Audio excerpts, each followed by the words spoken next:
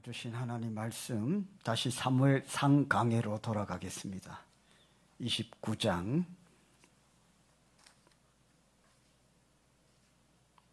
4절입니다. 4절입니다.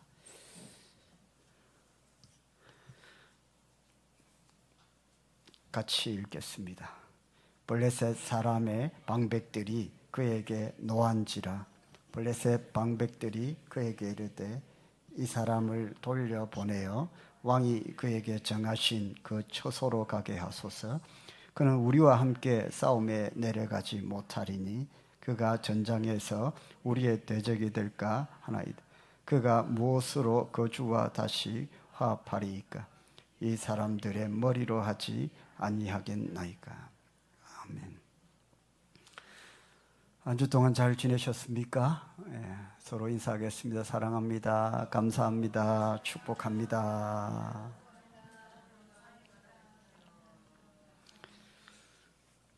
주일 기다리셨습니까?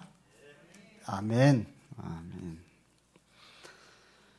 자, 한 2개월 전으로 돌아가야 되겠습니다. 사무엘상 강해를 했습니다. 28장까지 했어요. 28장까지 사무엘상 강해 하다가 11월에 제가 안식월을 다녀왔고 12월에 결산과 결단과 축복과 소망이라는 시리즈 설교를 하면서 한 달을 보냈습니다. 그리고 1월에 신년 설교를 했고요. 이제 다시 돌아가서 한 2개월 전으로 돌아가서 사무엘상 말씀을 계속 이어가려고 합니다.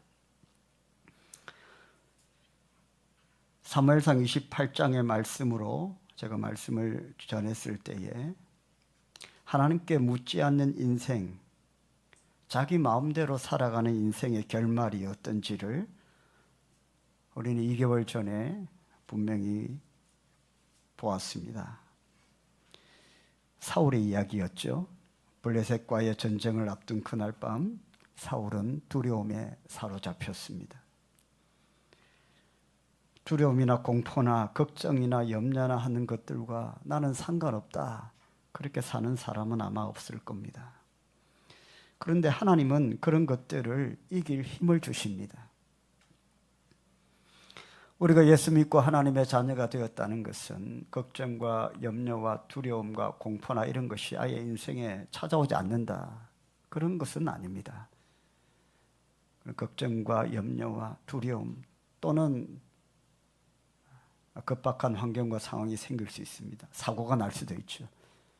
그런 부분들을 우리가 문제를 어떻게 극복하고 이겨내느냐, 그것이 성도로서의 구별이라고 할 수 있습니다. 사울은 위급한 상황 가운데에 사실은 하나님의 뜻을 물어야 했습니다. 그러나 하나님께 묻지 않았습니다. 오히려 하나님께 묻지 않고 무당을 찾아갔습니다.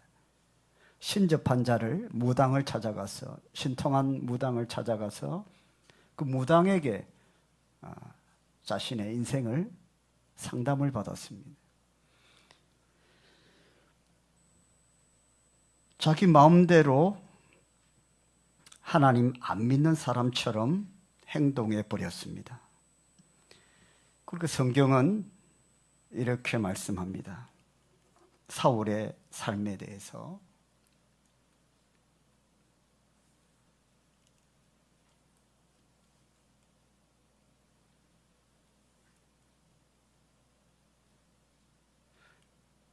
26절 한번 읽어보겠습니다. 28장 시작. 사울이 여호와께 묻자오되 여호와께서 꿈으로도 우림으로도 선지자로도 그에게 대답하지 아니하시므로. 그럼 하나님께 묻지 않는데 어떻게 하나님께서 대답하시겠습니까? 우리가 인생을 살면서 아주 급한 일이 일어날 수 있습니다. 그때 하나님의 도우심과 하나님의 응답이 절실히 필요할 때가 있습니다. 그런데 우리의 평소의 일상 가운데 하나님께 묻지 않으면서 어떻게 급하다고 하나님께서 나타나시겠습니까? 또 설령 하나님께서 급하게 나타나신다 해도 하루하루 일상 가운데 하나님의 음성을 들어보지 않은 자가 어떻게 급하게 나타나신다고 해서 그 하나님의 음성을 하나님의 음성으로, 하나님의 응답으로 알 수가 있겠습니까? 그래서 우리가 평탄한 삶을 살 때도 하나님의 응답과 하나님의 약속을 계속해서 받아 누려야 하고, 그런 인생을 살다가 어느 순간 급하고 놀라운 일이 생겼을 때 우리는 더욱더 하나님께 간절히 매달리는 것이, 그것이 우리가 믿음으로 살아가야 되는 성도의 삶이라고 할 수 있습니다. 하나님 없이 늘 살다가 급한 일 생기면 하나님께 매달리는 것이 아니라 하루하루 일상 가운데 하나님과 교제하며 살다가 급한 일이 생기면 더욱더 하나님께 집중하는 것. 여러분, 학생이 공부 하나도 안 하다가 시험 기간만 공부하는 것보다는 늘 공부하다가 시험 기간에 더 집중적으로 하는 거죠. 그리고 우리 신앙생활도, 신앙생활을 아예 하나님 없이 살다가 급한 일이 생기면 집중적으로 하나님께 기도하는 것이 아니라 신앙생활 잘 하시다가 하나님과 늘 동행하시다가 급한 일이 생기면 그때는 어떻게 해요? 집중해서 하나님께 집중하고 더욱 간절히 기도하는 것이, 그것이 바른 신앙생활이라고 할 수 있습니다. 그래 하나님 찾으시는 것을 알 수도 있고요. 사울은 어때요? 평소에도 하나님 없이 살고 불순종하며 살다가 이제 전쟁을 앞두고 급한 일이 생겼습니다. 블레셋과의 전쟁을 앞둔 그날 밤 얼마나 두렵겠습니까? 그래 급하게 찾아간 것이, 그것도 하나님이 아니라 신재판자에게 찾아갔어요. 왜 무당에게 찾아갔어요? 하나님이 응답을 안 하시니까. 평소에도 하나님 없이 사는데 급한 일이 생겼다고 해서 하나님이 나타나십니까? 설령 하나님 그렇게 우리를 불쌍히 여기셔서 나타나신다고 해도 여러분 뭡니까? 대답하지 아니하심으로 하나님의 음성이 하나님의 음성으로 알 수가 없는 거예요.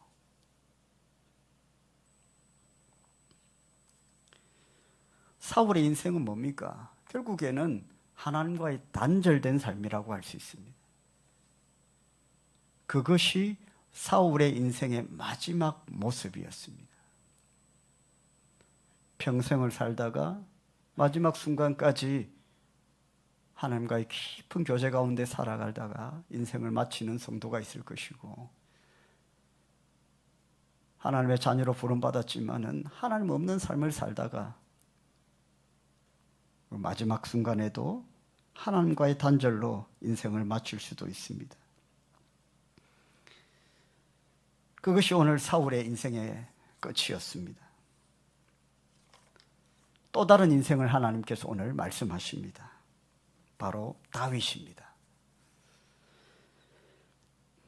다윗이라고 늘 좋은 일만 있을 수 없고, 다윗도 지금 아주 급하고 놀라운 상황 가운데에 놓이게 되었습니다. 그런데 놀랍게도 상황이 똑같습니다. 사울도 그날 밤 블레셋과의 전쟁을 앞둔 바로 전날 그날 밤이었고, 지금 다윗도 블레셋과의 전쟁을 앞둔 바로 그날 밤이었습니다. 똑같이 블레셋 땅이었고요, 전쟁을 앞두고 있습니다. 사울은 그날 밤 무너졌지만 다윗은 무너지지 않았습니다.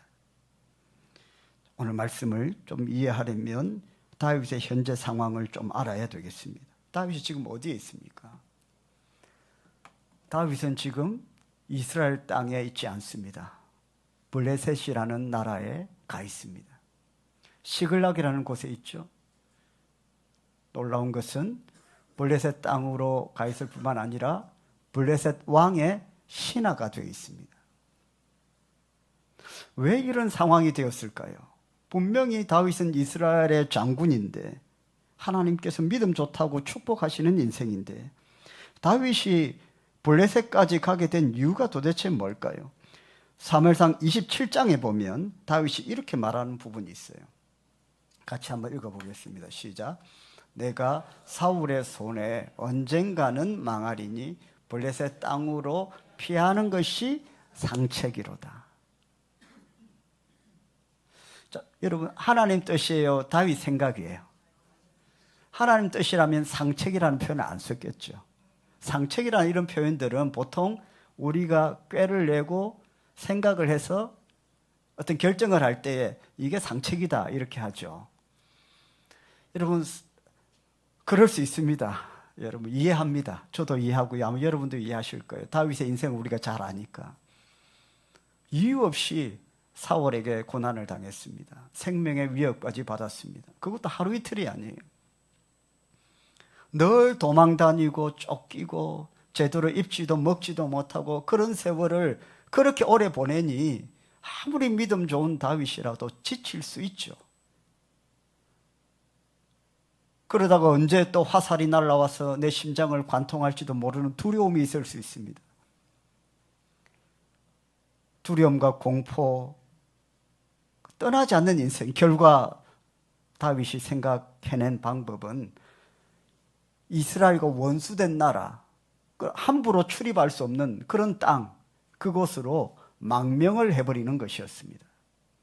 자신은 그것을 상책이라고 생각을 했습니다. 그러나 하나님이 원하신 것은 아니죠. 블레셋 땅은 하나님 믿지 않는 땅이고 그곳에서 살게 되면 아무래도 신앙생활 하는데 많은 난관이 있을 겁니다. 내가 아무리 믿음 좋아도 환경이 그러면요, 믿음 생활할 때 굉장히 어려워요. 내가 아무리 목사라고 해도 어디 갔는데 전부 다 불신자들만 있다. 그럼 굉장히 영적으로 굉장히 고통스럽습니다. 가족도 마찬가지예요. 짱 믿는 가정들, 남은 혼자 그냥 가족 중에 혼자 믿는 사람들, 굉장히 영적으로 힘든 싸움을 하고 있는 겁니다. 영적인 그 부분이 느껴져요. 영적으로 누군가가 기도해 주고 있고 누군가가 영적으로 함께 주님의 은혜를 같이 공유하고 있다는 것이 여러분 큰 축복인 줄 믿으시길 바랍니다. 그래서 가족들이 다 예수 믿는 거, 이건 믿는 자들의 소망입니다. 그러니까 계속 포기하지 않고 가족 구원을 위해 전도하는 거예요. 기도하고. 그럴 때에 내 영이 얼마나 기쁜지 모릅니다.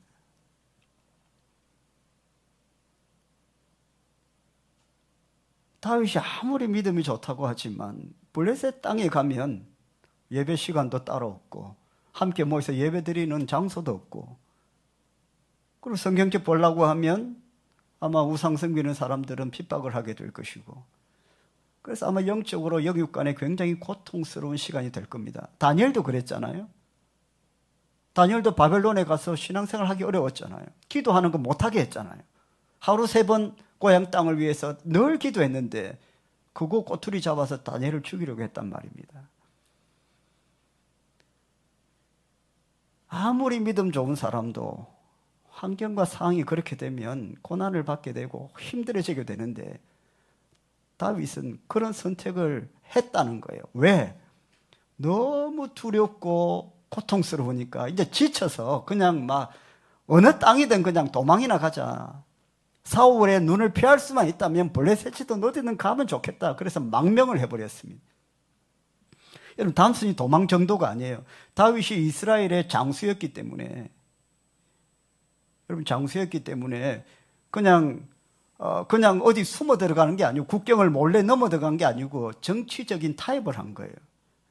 그래서 망명을 하게 되고 블레셋의 장군이 된 겁니다. 지도자가 된 거예요.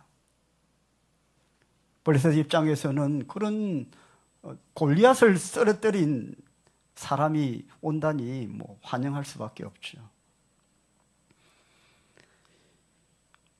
그런데 사실은 아무리 힘들어도 다윗이 그런 선택을 하면 안 되는 것이었습니다. 그런데 다윗도 사람이기 때문에 아무리 믿음이 좋다고 해도 우리가 완벽할 수 없습니다. 다윗도 그랬고 모세도 그랬고 아브라함도 그랬습니다. 하물며 저와 여러분이 믿음이 있다고 하고 믿음이 좋다고 해도 완벽할 수 있겠습니까? 예전에 어떤 여집사님 생각이 나는데 사랑하는 남편을 잃었습니다. 남편이 죽었습니다. 그 어린 아들 하나 있었는데 저한테 그러셨어요. 부둥켜 안고 울면서 그 방에서 하나님께 대들었다는니다. 왜 나에게 이런 고통을 주시냐고, 왜 나를 버리시냐고, 어떻게 살라고, 이제 저는 어떻게 살아야 되냐고 고함을 질렀답니다. 그리고 나는 이제부터 하나님 안 믿겠다고 했답니다. 하나님이 나를 사랑하시고 내 교회 생활 열심히 하고 신앙생활 열심히 했는데 왜 이렇게 만드시냐고. 저는 이제부터 하나님도 안 믿고 교회도 안 나가겠다고 고함을 질렀답니다.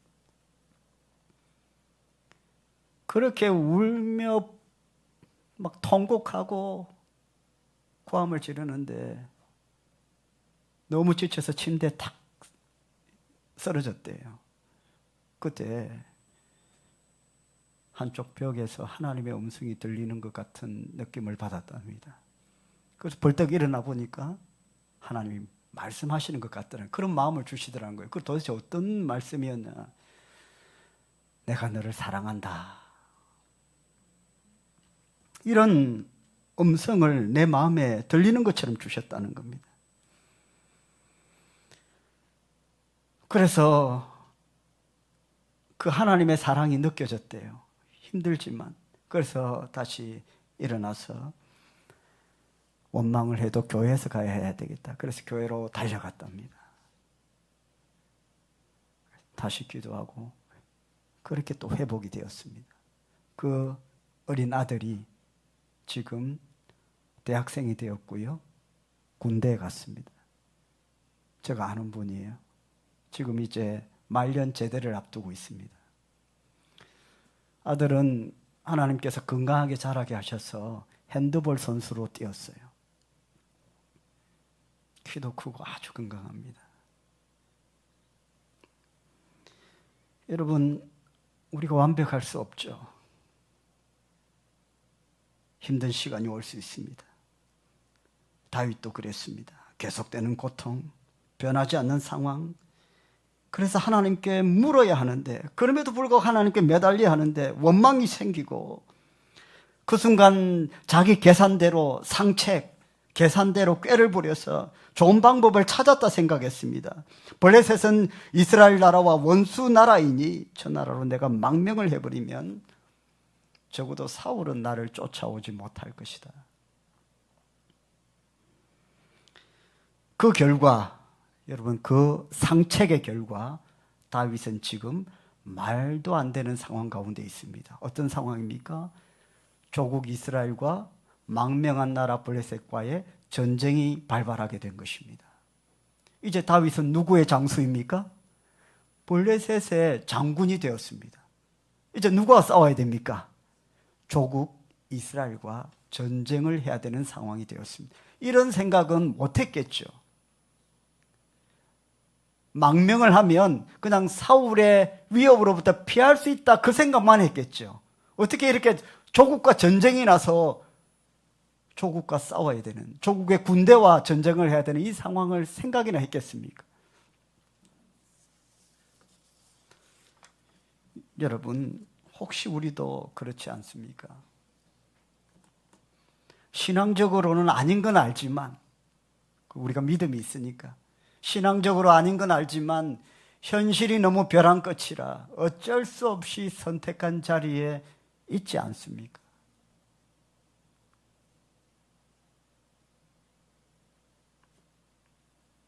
이 선택이 맞는지 모르겠지만 지금은 방법이 이것밖에 없었어요.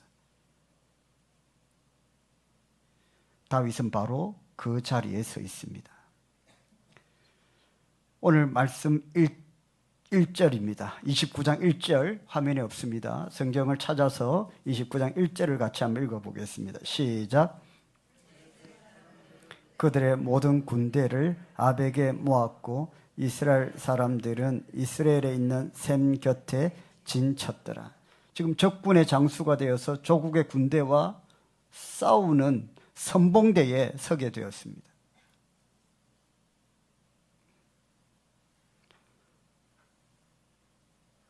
이제 전쟁이 바로 앞입니다. 그리고 다윗은 블레셋 장군들 뒤에서 군대를 이끌고 행진하고 있습니다. 성경을 읽는 우리도 긴장합니다. 이제 다윗은 어떻게 되는가? 정말 이스라엘과 싸우게 되는가? 조국의 군대와 싸우게 되는가? 여러분, 어떻게 될 것 같습니까? 놀라운 반전이 일어나게 됩니다.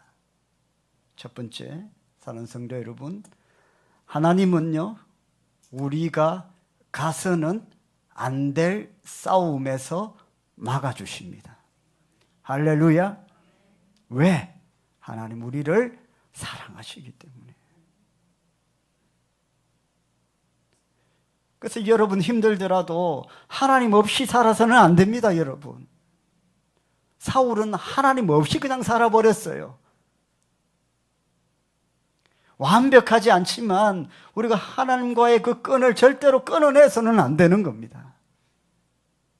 그러면 결정적인 순간에 하나님은 우리가 가서는 안 될 싸움에서 막아주십니다.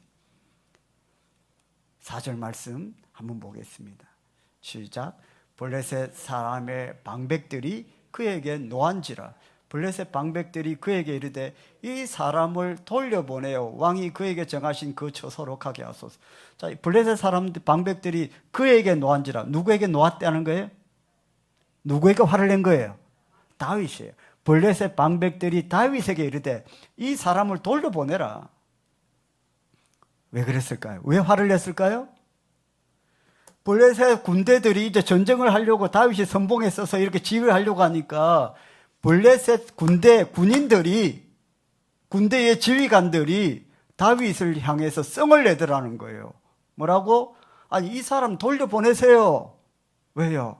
나중에 전쟁이 일어나서 싸울 때에 갑자기 변심을 해서 누구 편을 들면 안 돼? 조국 이스라엘 편을 들어버리면 우리는 어떻게 해요? 못 믿겠다는 뜻입니다. 블레셋의 군대 지휘관들이 다윗을 못 믿겠다는 거예요. 블레셋의 왕은 다윗을 믿어서 신뢰해서 지휘관으로 세워놨지만 실제적으로 싸워야 되는 블레셋의 지휘관들이 다윗은 못 믿겠다는 거예요. 저 사람이 갑자기 돌변해서 말을 막 방향을 돌려서 우리를 달려오면 어떡하나. 그냥 돌려보내라, 저 사람은, 다윗은.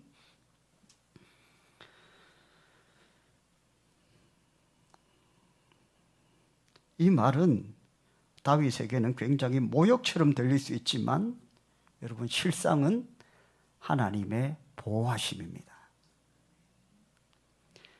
이 말을 다윗이 한 말도 아니에요. 다윗은 지금 어떤 상태예요? 지금 그냥 막 굉장히 난처한 상황에 처해 있는 겁니다. 이대로 계속 이렇게 가다가는 그냥 조국의 군대와 싸워야 되는 상황이에요. 되돌릴 수가 없는 상황이에요.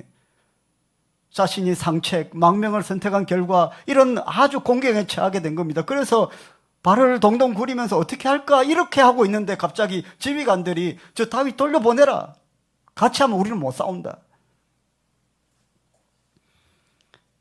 누가 주장하십니까? 하나님이 하시는 겁니다. 다윗이 한 말이 아니에요. 다윗이 기도한 결과도 아닙니다. 하나님이 사람의 입을 사용해서 전쟁을 막으신 것입니다. 여러분, 종종 우리는 이렇게 생각합니다. 내가 잘해서 여기까지 왔다. 내 실력으로 위기를 넘겼다. 그러나 성경은 말씀합니다. 우리가 망하지 않는 이유는 하나님이 막으셨기 때문입니다. 할렐루야. 우리가 망하지 않은 이유는 하나님이 막아주셨기 때문입니다. 어떤 사업을 하던 장로님이 계셨는데 정말 좋은 조건의 계약을 앞두고 있었답니다. 정말 좋은 조건의 계약을 앞두고 있었대요. 서류 다 준비돼 있고 이제 주변에서도 계약만 성사되면 사업이 한 단계 뛰어넘는다. 그래서 막 박수를 치고 축하를 하는 분위기였습니다. 근데 계약 하루 전에 상대방 회사가 무슨 사정이 있다고 하면서 계약을 취소해 버렸습니다. 이런 난처한 일이 있을 수가 있나? 그 장로님 그날 정말 하나님을 원망했다고 합니다.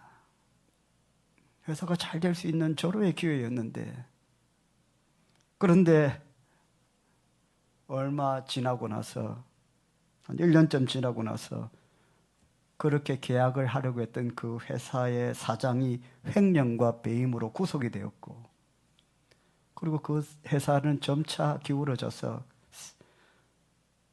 무너지게 되었다는 것이죠. 장로님 말씀이 그렇습니다. 그때 계약이 성사되었다면 우리 회사는 어떻게 되었을까? 여러분, 누가 막으신 것입니까? 여러분, 우리는 기회가 날아갔다고 생각하지만 하나님은 내가 너의 재앙을 막았다고 말씀하십니다. 할렐루야. 여러분 이 말씀 꼭 기억하십시오. 읽어보겠습니다. 시편 121편입니다. 7절 8절입니다. 요거 약속의 말씀 받으신 분 계세요? 혹시 성구 영신 예배 때 같이 한번 읽어보겠습니다. 여호와께서 너를 지켜 모든 환난을 면하게 하시며 또 내 영혼을 지키시로다. 여호와께서 너의 출입을 지금부터 영원까지 지키시리로다. 이 말씀 받은 분 안 계세요? 성지영 사모가 받았답니다. 네. 아멘입니다. 다시 한번 읽어봅시다. 우리 모두가 하나님 말씀을 받읍시다. 시작. 여호와께서 너를 지켜 모든 환난을 면하게 하시며 또 내 영혼을 지키시리로다. 여호와께서 너의 출입을 지금부터 영원까지 지키시리로다. 할렐루야. 시편 121편 7절 8절 말씀입니다. 제가 기도하는 중에 이번에 송구영심의 약속의 말씀에 넣었는데요, 저는 이 말씀을 신뢰합니다. 이 말씀을 신뢰해요. 하나님이 막아주신 것입니다. 우리는 완벽하지 않습니다. 상책이라고 했는데 엉뚱한 선택을 할 수 있습니다. 다윗처럼. 그런데 하나님께서 끈을 놓지 않고 계시기 때문에 가서는 안 될 곳은 하나님께서 막아주신다는 겁니다.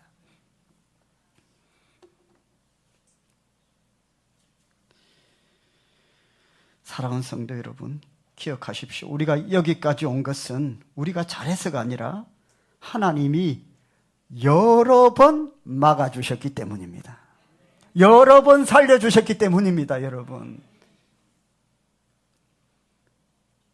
두 번째, 여러분 기억하십시오. 우리는 완벽하지 않아요. 하나님은 우리의 실수보다 뭘 붙드세요? 누구의 약속? 하나님의 약속을 더 붙드십니다. 우리가 실수하죠. 우리는 막 실수에 집중해요. 내가 이런 걸 해가지고 이제 큰일 났다. 그런데 하나님은 우리가 실수한 것보다 하나님이 관심을 가지는 것은 하나님의 약속이에요. 그걸 우리가 기억해야 됩니다. 다윗이 실수한 건 맞아요. 아무리 믿음 좋다고 해도 완벽할 수 없죠. 상책이라고 내놨지만 그래서는 안 되죠. 어떻게 불신의 땅에 가서 망명을 해서 불신의 땅에 그렇게 어떻게 신앙생활을 할 거예요? 블레셋 땅으로 망명한 것은 믿음의 선택이 아닙니다. 그런데 왜 도우시느냐? 왜 전쟁을 막으시느냐? 내버려 두지. 하나님의 말씀은 뭔지 아세요? 하나님 이렇게 말씀하시는 것 같아요. 나는 너의 현재 위치, 그것보다 내 약속이 더 중요하다. 너의 현재의 위치가, 실수로 간 그 현재의 위치가 나의 약속을 무너뜨리지는 못한다. 할렐루야. 이게 하나님의 약속이에요. 우리의 실수가 아무리 커도 하나님의 약속보다 클 수가 없다는 겁니다.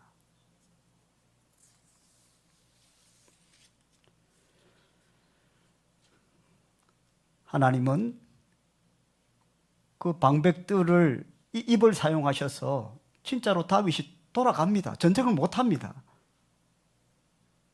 왜 그렇게 하십니까? 하나님은 어느 나라의 왕이 되셔야 됩니까? 다윗은 어느 나라의 왕이 되어야 됩니까? 이스라엘의 통일 이스라엘. 이것은 하나님의 약속의 측면에서 볼 때에 에덴 동산 이후로, 에덴 동산이 죄로 말미암아 깨어진 이후로 하나님께서 약속하신 가시적인 완전한 천국은 우리의 눈에 보이지 않지만 이 땅의 천국을 이루기를 원하실 때에 그 가시적인 에덴 동산 이후로 하나님이 약속하신 가시적인 하나님의 나라가 바로 통일 이스라엘이에요. 어느 땅? 가나안 땅이에요. 약속의 땅, 젖과 꿀이 흐르는 땅. 내가 그 땅을 내게 주리라는 그 약속. 그게 지금 팔레스타인 땅인 통일 이스라엘. 그걸 누가 했어요? 다윗이 했어요. 다윗은 성전 짓고 싶었지만은 하나님 허락하지 않았어요. 성전은 누가 지었어요? 아들 솔로몬이 지었어요. 솔로몬을 통한 하나님의 약속은 성전 짓는 거예요. 솔로몬이 죄 지었나요? 안 지었나요? 지었잖아요. 우상 섬겼잖아요. 그러나 그 실수보다 더 큰 것이 뭐예요? 하나님의 약속이에요. 너는 그런 실수를 했지만 성전을 지어야 된다는 하나님의 약속이 솔로몬에게 이미 어릴 때부터 주어졌어요. 그 약속이 중단되면 안 되기 때문에 하나님은 솔로몬의 실수를 덮어가시는 거예요. 언제까지? 약속이 성취될 때까지. 다윗은 성전까지 짓고 싶었지만 못하게 하셨어요. 다윗의 약속은 뭐예요? 하나님께서 다윗을 통해 약속하신 것은 통일 이스라엘을 이루는 것이었습니다. 다윗이 전쟁에 나가서 전사라도 하고 나면, 블레셋과의 전쟁에서 혹 전사라도 하기만 하면 어떻게 돼요? 하나님의 약속이 중단되는 거예요. 실수보다 하나님의 약속이 더 큽니다. 할렐루야. 하나님은 그 약속을 성취하기 위해서 우리의 실수를 덮어가시는 거예요.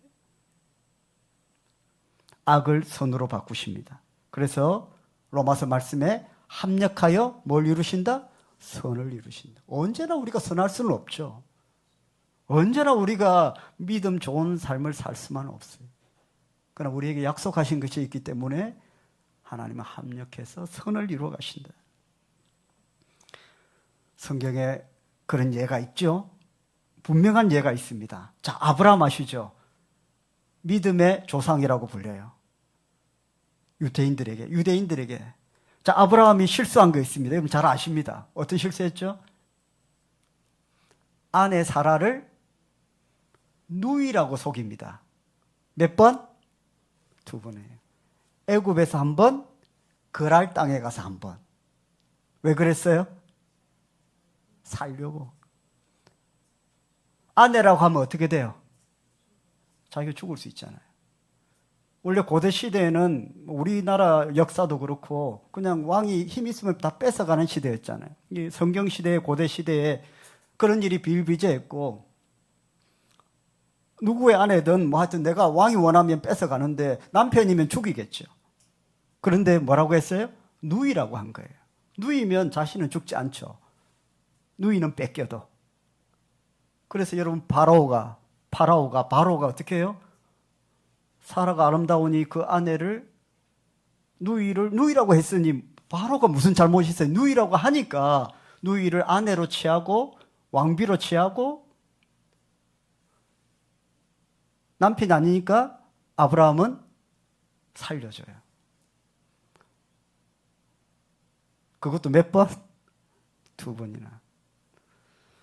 여러분 어떻게 이게 믿음의 조상이라고 불리우는 아브라함이 할 수 있는 행동입니까? 그리고 믿음을 떠나서도 어떻게 대장부가 아내를 내 아내입니다 하고 막 목에 칼이 들어와도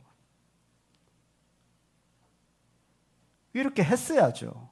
어떻게 비겁하게 남자가 자기가 목숨 걸고 막아야죠. 그런데 놀라운 것은 아브라함이 이런 실수를 했는데 그날 밤 바로의 꿈에 하나님이 나타나셔서 절대로 사라를 아내로 취해서는 안 된다고 경고를 합니다. 그리고 바로의 집에 재앙을 내려버려요.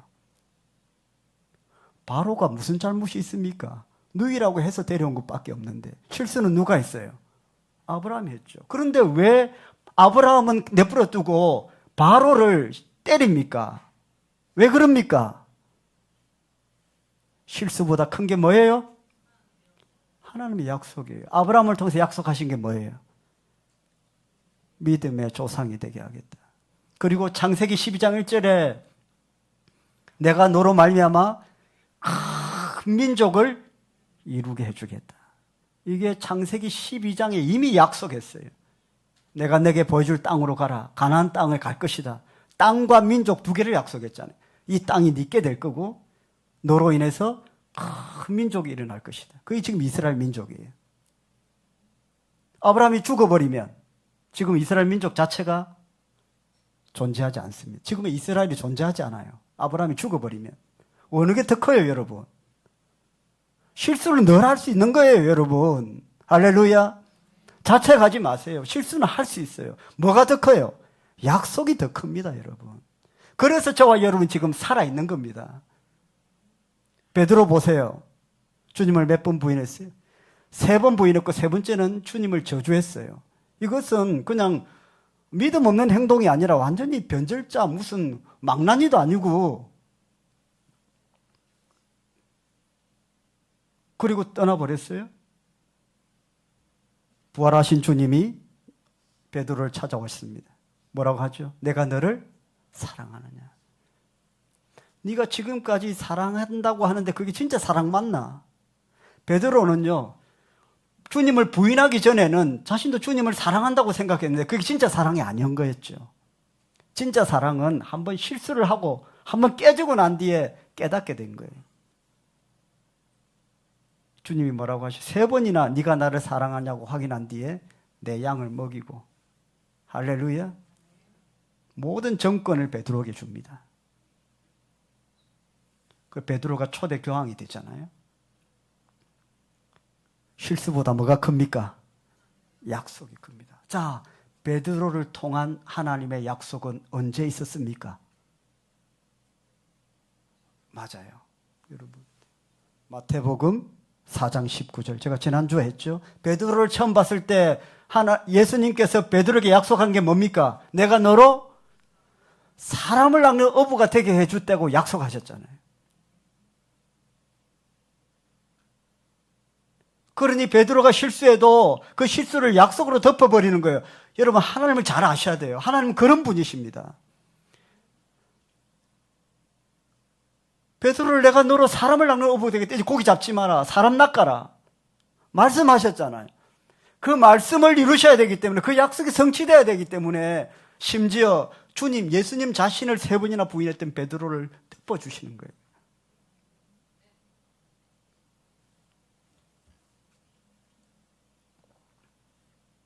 우리가 살면서 베드로만큼 더 큰 실수는 안 할 것 같아요. 어떻게 주님을 부인할 수 있겠어요?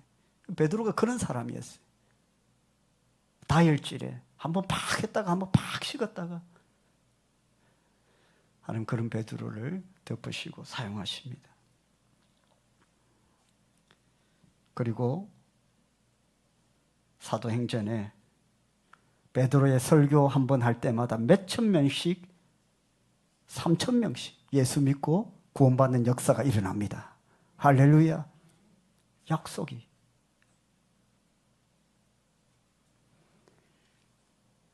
세 번째, 우리가 분명히 알아야 돼요. 하나님은 돌이킬 수 없기 전에 길을 돌려주신다는 겁니다. 전쟁 전에 다윗을 돌려보냅니다. 전쟁이 나면 다윗이 죽을 수도 있습니다. 다윗은 전쟁 직전에 돌아옵니다. 만약 하루만 늦었다면, 만약 그 방백들이, 블레셋의 지도자들이, 군대 지휘관들이 다윗 같이 갑시다만 했다면 다윗의 인생은 회복할 수 없는 선택을 했을 것입니다. 그러나 하나님은 가장 위험한 순간 직전에 개입하셨습니다.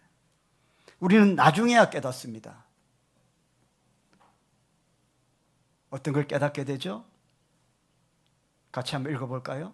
그때 실패한 것이 은혜였고, 그때 문이 닫힌 것이 구원이었고, 그때 거절당한 것이 보호였다는 것을 깨닫게 됩니다. 할렐루야.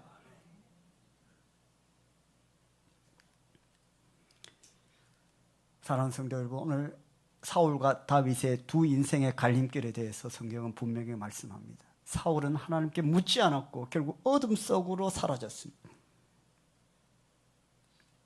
다윗은 완전하지 않았지만, 실수했지만 하나님이 여전히 그를 붙드셨습니다. 오늘 이 예배의 자리에서 하나님은 우리에게 묻고 계십니다. 지금 너는 누구에게 묻고 살아가느냐? 하루하루 사는 성도 여러분, 실수할 수 있습니다. 그러나 끝이 아닙니다. 하나님은 여전히 길을 돌리실 수 있습니다. 다시 하나님께 붙들린 인생으로 돌아갈 수 있기를 주의 이름으로 축원합니다. 기도하겠습니다.